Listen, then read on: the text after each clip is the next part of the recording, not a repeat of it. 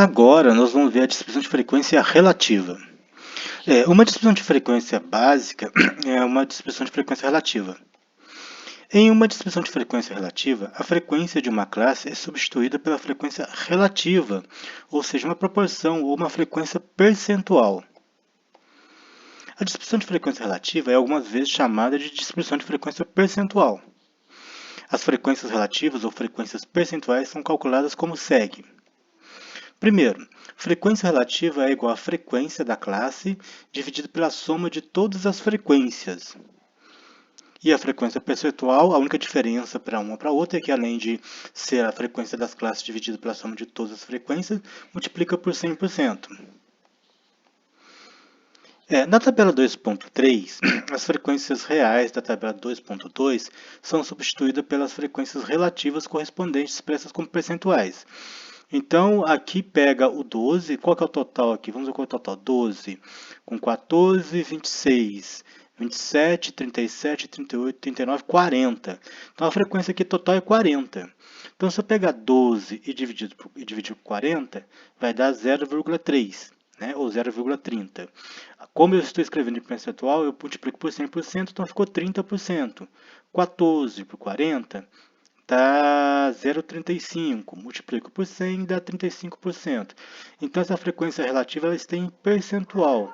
A frequência relativa eu posso deixar em percentual ou em decimal. Em decimal ficaria 0,30, 0,35, 0,275, 0,025, 0,025, 0 e 0,025. Como eu multipliquei tudo isso por 100%, então ficou 30%, 35%, 27,5%, 2,5%, 2,5% e 2,5%. Como 12 dos 40 valores dos dados da classe estão na primeira classe, essa primeira classe tem uma frequência relativa de 12 sobre 40, que é 0,3. Né? Então, em decimal, seria 0,3. Como eu escrevi em percentual, eu multipliquei por 100%, então ficou 30%, e assim sucessivamente. A segunda classe tem uma frequência relativa de 14 sobre 40. 14 é a frequência da classe e 40 é o total. Deu 0,35 ou 35%, e assim por diante. Se construída corretamente, a soma das frequências relativas deve totalizar 1 ou 100%. 1 se estiver em decimal, 100% se estiver em porcentagem. Vamos ver quanto está dando aqui, ó, 30 com 35, 65. 65 com 5, 70. 70 com 27,5, 97,5. Com 2,5, 100%. Então, se construída corretamente, a soma das frequências relativas deve totalizar 1 se tiver em decimal ou 100%, com alguma discrepância decorrente dos erros de arredondamento. Ou seja, uma soma de 99% ou 101% são aceitáveis, porque aqui deu tudo certinho, não deu dízima. Né? Quando dá dízima, aí vai dar um erro de arredondamento. Distribuição de frequência acumulada. A frequência acumulada para uma classe é a soma da frequência daquela classe mais as frequências de todas as classes anteriores. A distribuição de frequência acumulada baseada na distribuição de frequência da tabela 2.2 é exibida na tabela 2.4. Então, a frequência acumulada da primeira classe sempre vai ser a quantidade da primeira classe mesmo. Agora, a segunda classe, eu vou pegar o quê? Vou pegar o total, eu vou pegar a quantidade da segunda classe e somar com todo mundo que está antes dela. No caso aqui só tem uma classe. 12 com 14, 26. Agora, a terceira classe, eu vou pegar a quantidade que está na terceira classe e somar todo mundo que está com ela. Então, ficar 11 com 14 com 12, 37. Aí a terceira classe, eu vou pegar a quantidade que tem na terceira classe e somar com todo mundo que está antes dela. É isso que é a frequência acumulada. O total, a frequência acumulada da última classe tem que ser igual ao total de dados, que nesse caso são 40. Usando as frequências originais de 12, 14, 11, 1, 1, 0 e 1, somamos 12 mais 14 para obter a segunda classe acumulada, que é 26. Aqui está falando que está escrito o que eu já expliquei para vocês. Veja a tabela 2.4 e note que, além de usar frequências acumuladas, os limites de classes são substituídos por expressões como menor que. que descreve um novo intervalo de valores. Então, a primeira classe era de 60 a 69. Então, ficou o quê? Menor que 70, porque todos os números que estão aqui são menores que 70.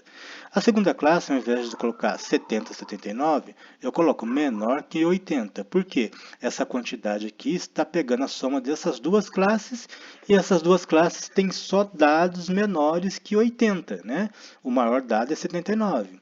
E aqui, menor que 100. Então, por quê? Porque essa classe ela tem dados que vão até 99, então é menor que 100. É a soma desses dados menores que 100.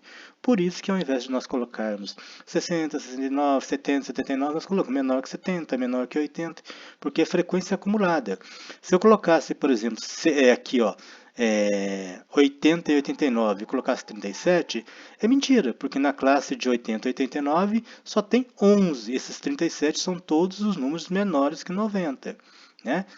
São a soma da terceira classe, que vai até 89, com as classes anteriores. Por isso que eu tenho que alterar para menor que. Interpretando as distribuições de frequências. Em estatística, estamos interessados na distribuição dos dados e, em particular, em saber se os dados têm uma distribuição normal. Uma distribuição normal de frequência é, em geral, uma das primeiras ferramentas que usamos na análise dos dados, e ela quase sempre revela algumas características importantes dos dados. Aqui, usamos uma distribuição de frequência para determinar se os dados têm uma distribuição aproximadamente normal. Dados que têm uma distribuição de frequência aproximadamente normal são identificados por uma distribuição de frequência com as seguintes características. Distribuição normal. As frequências começam baixas, crescem até uma frequência máxima e depois decrescem para uma frequência baixa. A distribuição deve ser aproximadamente simétrica com as frequências que precedem a frequência máxima, sendo aproximadamente uma imagem espelhada das que seguem a frequência máxima. A tabela 2.5 ilustra dados com uma distribuição normal. Aqui, essa tabela 2.5. Os exemplos seguintes ilustram como as distribuições de frequências são usadas para a descrição, a exploração e a comparação dos conjuntos de dados. Por que ela é aproximadamente normal? Está vendo? Os dados começam a crescer, 24, 228, chega até 490. Chegou no máximo. Aí ela começa a decrescer, 232, 26. E elas são aproximadamente uma imagem espelhada, ou seja, 26, 24, 232, 228, são números próximos. Mais para frente, quando nós fizermos o gráfico dessas funções, vai ficar mais fácil de entender o que é essa imagem espelhada.